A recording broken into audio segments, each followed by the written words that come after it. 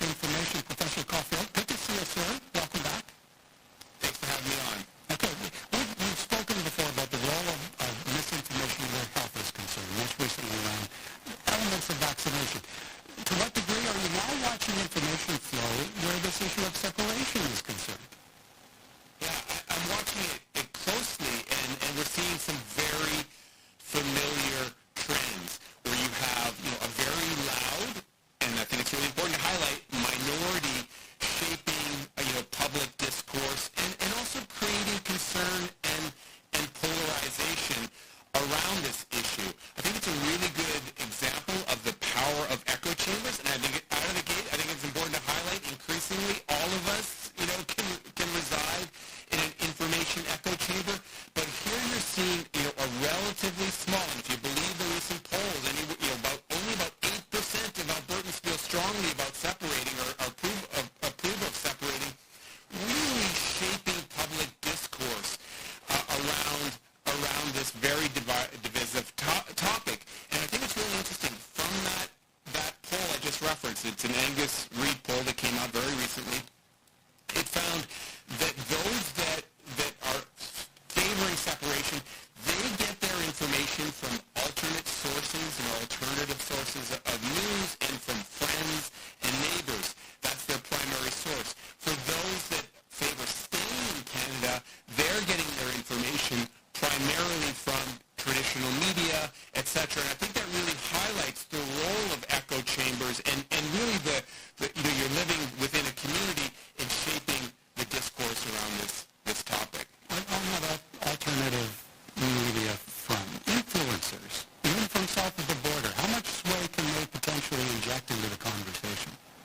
Yeah, this is a really good question. Now, I'm very concerned about foreign interference in this debate.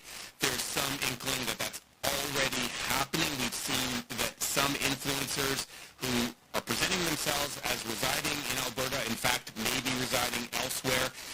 Look, polarization and rage, it's become an economy, right? It's become a side hustle for some individuals. Research tells us that rage and grievance and fear drives our social media algorithms. So if you can weigh into a topic that is polarizing, that is built on grievance, you're more likely to get clicks. And I worry that we're going to see that happen in the separation debate. It already is. But I'm also worried that foreign actors are going to take advantage of that to try to influence the outcome. And of course, we're already seeing what's happening with the Trump administration and the rhetoric around Alberta. So I think my fears, my concerns are justified. You referenced the Angus Reid polling from earlier this week. If over time there is a shift in those numbers toward that support for separation growing, what would you be looking for then as maybe a potential driver?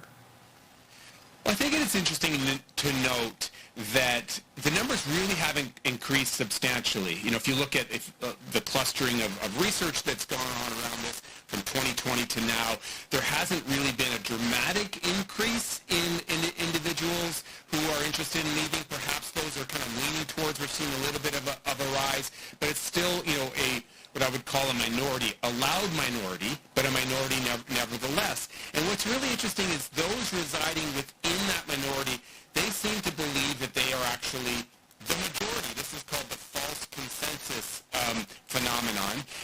And it's because they are living within these communities, right? They're living in this echo chamber, and it feels like their grievances are the grievances of all of Alberta.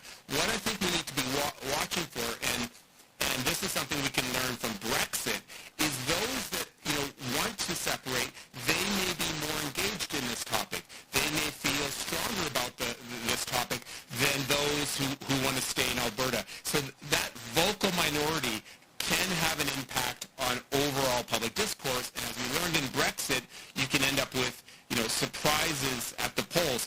I don't think we're there yet. I think the numbers are very strongly showing that Albertans, by a large majority, want to stay in Canada. And also, I think it's important to highlight a large majority of Albertans also seem to be upset how Albertan politicians are handling this issue.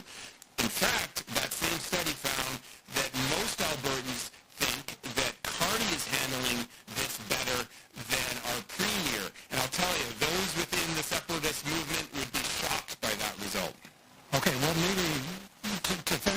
conversation. Off the top, we heard comments from Calgary MP Michelle Rempel-Garner. What responsibility do you feel then rests on the shoulders of our elected representatives as this debate around separation continues to build? I would love to see more of an informed debate. We also know that, and I'm going to be careful here because this influences discourse across the political spectrum, but we know that conspiracy theories, we know that misinformation is feeding into the separatist movement around things like immigration, for example, and the Great Replacement theory, which is just a horrendous, racist idea. It is having influence. I would like to see more informed discourse around all of the topics, and let's bring the temperature down on this. All right, we'll leave it there. As always, appreciate your time, Professor Caulfield. Thank you, sir. Thank you. Timothy Caulfield, Canada Research Chair in Health Law and Policy at the University of Alberta, noted author as well, an expert on misinformation.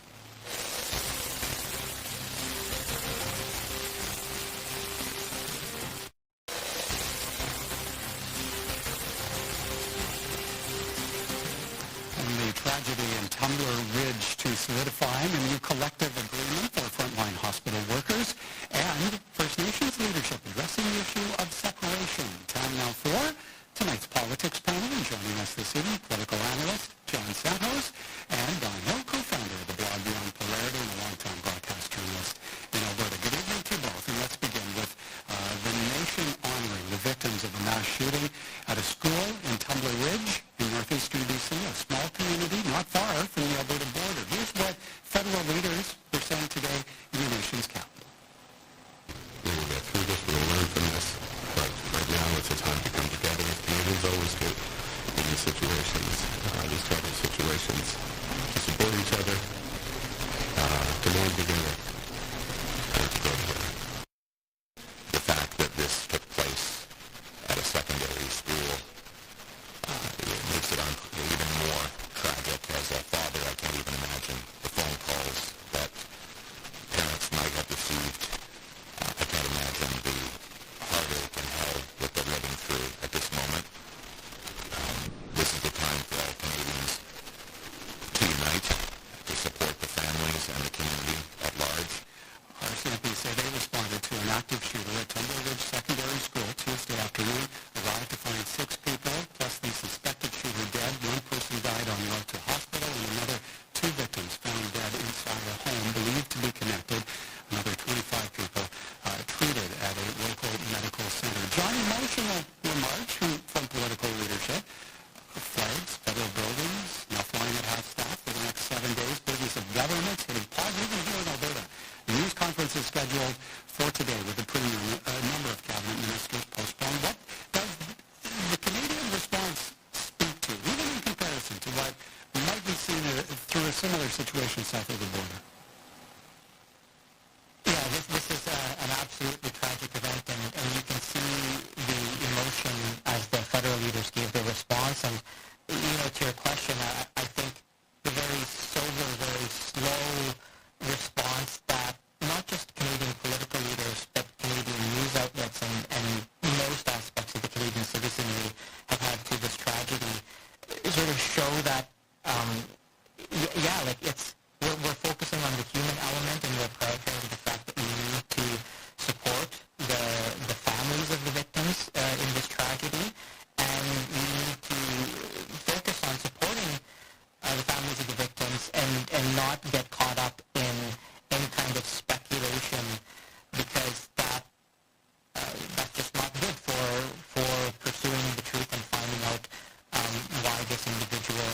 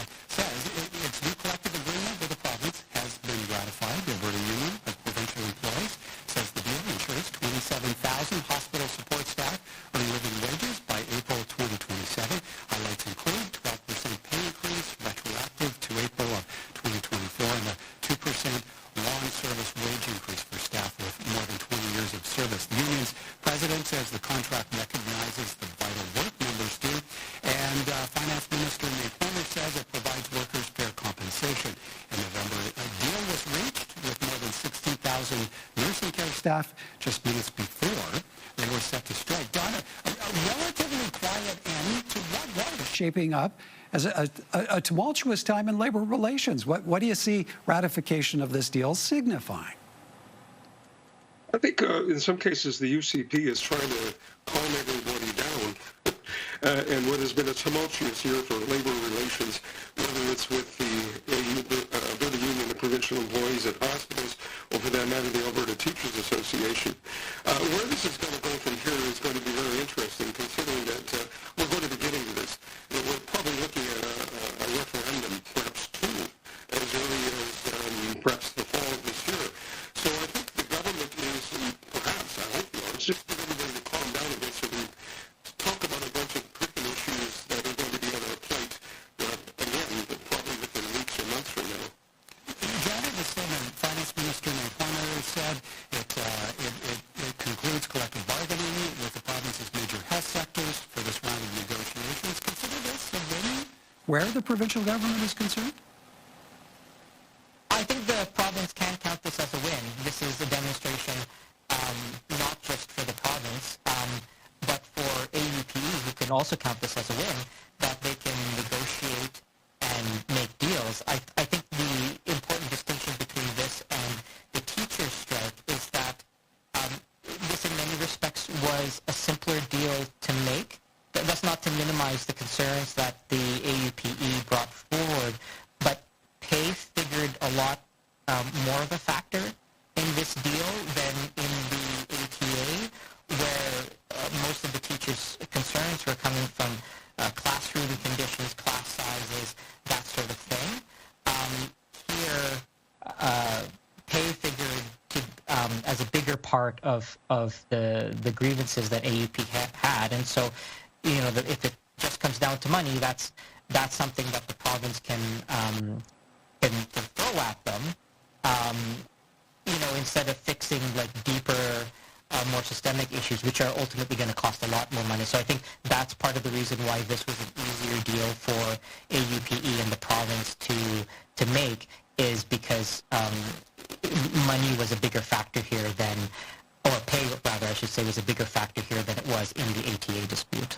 And where the AUPE is concerned, a little bit of labor calm now, bargaining again in 2028, so a couple of years' time. All right, speaking of time for us to take a bit of a break, but when we come back, First Nations leadership speaking out on the issue of separation. More from our politics panel in a moment.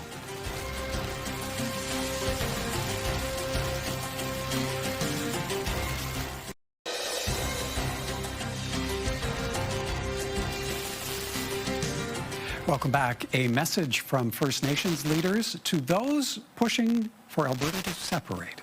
That they can take the dirt that maybe their ancestors brought with them under their fingernails when they came over here from other places, because that's the only piece of land that they're going to take.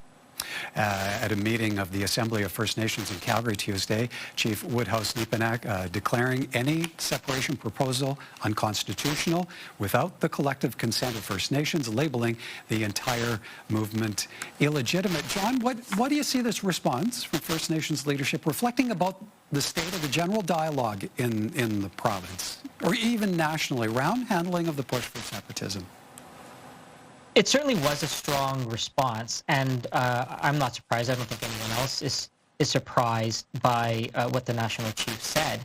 And it's showing that across the country, opponents of Alberta separation are coming out swinging. And I mean, I appreciate where they're coming from, and certainly her argument that Alberta can leave, but it can't take treaty land with that. I mean, the idea of if Canada is divisible, then so must provinces. I mean, that goes back to discussions during the 1995 Quebec sovereignty referendum.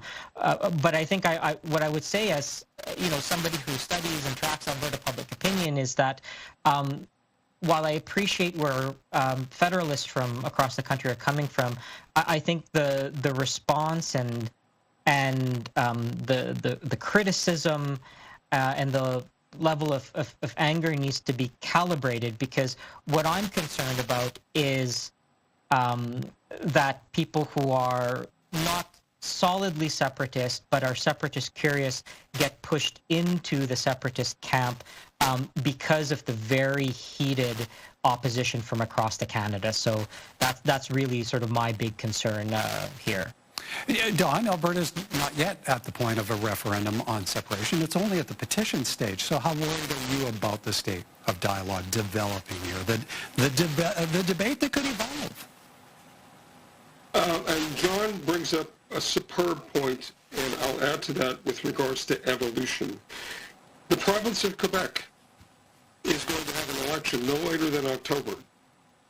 And it's very clear from what the polls are saying there that the Parti Québécois will be leading that province. And the Parti Québécois last summer, the summer before this one, took out an ad on English language television and said over and over, Canada costs too much. Now, that's an interesting lead-up to what is going to be a very interesting fall here in our neck of the woods. I also agree with John, is that by not calibrating the rhetoric and not taking into account other aspirations, this is the third time around for Quebec if they do have a referendum, and the Parti Québécois has said that that's what they're going to do. So we've got a war on two fronts if you're a sovereigntist, and that's interesting, because often when you have a war on two fronts, something's got to give. John, we heard from Timothy Caulfield off the top, noted expert on misinformation. What's your read on potential dangers of information flow around the issue of separation? It's incredibly dangerous, and as Don said, I mean, this is a two-front. This could very well be a two-front war. And what's different about now versus 1995 is the information environment is fragmented, the media landscape is fragmented, and it's going to be very difficult to keep foreign actors out. Whereas before, it's like you could stop foreign agents from buying up newspaper space or buying TV ads. Now that so much media is done through the internet where there's very little control of it, it's very easy to generate AI deepfake videos. It's going to be very easy to spread around misinformation and disinformation. You know, and just if that wasn't scary enough, I just want to emphasize that research has shown that everyone's vulnerable to misinformation and disinformation, regardless of political leanings, education level, cognitive ability, and we will see, I'm not going to say we might, we will see misinformation and disinformation campaigns targeting both the pro and the anti-separatist sides in an effort to fuel affective political polarization. And we're about to enter very, very dangerous territory. Don, given the potential political polarization, what degree of responsibility then rests on the shoulders of our elected representatives, be they provincial, be they federal? Well, first off, I think they've got to get out on the land. They have to get away from 30,000 feet, and no slam on Dr. Caulfield. They have to get out of the universities, and no slam on you, John. They have to stop paying attention to polls. When years and years ago, when I was in a CBC newsroom, as it turned out, we had a bumper sticker that said, lie to pollsters sometimes. So let me just emphasize this. In the Quebec referenda, I think it was 95 or 80, one or the other, the polls were saying that 80% of Quebecers were pro-Canada. Well, it didn't turn out that way, did it? We got very, very close. So, and the second point connected to that one is the best thing to ask a person, are you for or again, is what do your friends think about this? And I think that's where the information lies. And what I'm hearing on the ground is we're not too far off because of humiliation, just like they say in Quebec, of saying, you know what, let's pull the trigger and see what happens. And I don't take any pleasure in saying that. We're really, really, really close to skillful operatives mobilizing the crowd to make a bad decision, arguably like they did in the UK. John, last word to you. What role do you see for the Smith government in moderating or managing the separatism conversation? I mean, I think as much as the Smith government is conflicted because of the internal party tensions, the fact that she's tried to slow down a lot of the conversation regarding separation, I think any leader or figure that says, let's just slow down and think about this and talk about this and try and remove as much of the emotion from it as possible, like those are very constructive things, and that's how we combat the passions of the moment and being prone to misinformation and disinformation. So yeah, I think anything we can do to slow down the conversation is going to be very important. All right, gentlemen, we will slow it down right now. We're out of time. Great to see you both. Thank you kindly for this. Thanks, Michael. Good to talk to you, John.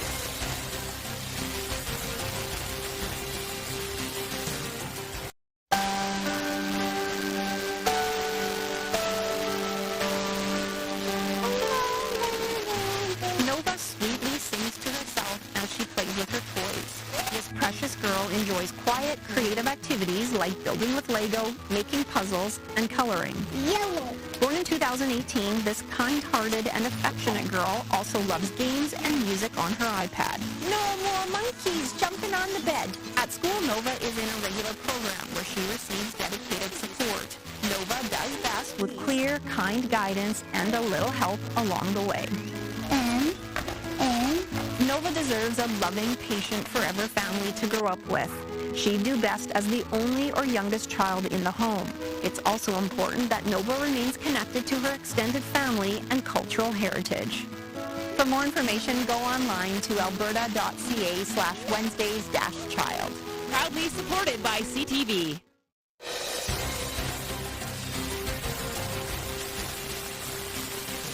Now, here are a few responses to a recent story posted by CTV News. It's about Prime Minister Mark Carney saying he is confident the Gordie Howe Bridge issue is resolved after a phone call with U.S. President Donald Trump. PH says Trump is just not happy unless he causes discord and chaos. That's our bridge. We paid for it. Andrew writes, no need for the bridge anymore. Canadians are not traveling to America anymore. Omega thinks nobody believes a thing Carney says, as all it ever amounts to is nothing. Dan says this is Trump's way of getting Carney to call him without admitting he wants to talk to Carney. And John writes, another bridge burned by Trump. Have your say. Email us anytime at comments@albertaprimetime.com. Coming up tomorrow, public health advocates were on Parliament Hill this week, pressing MPs to take a stand against expanded privatization in our province, and we will hear from the Alberta representative. That's on Thursday. Until then, have a great evening, everyone, from all of us at Alberta Primetime. Thank you for watching, and join us again next time.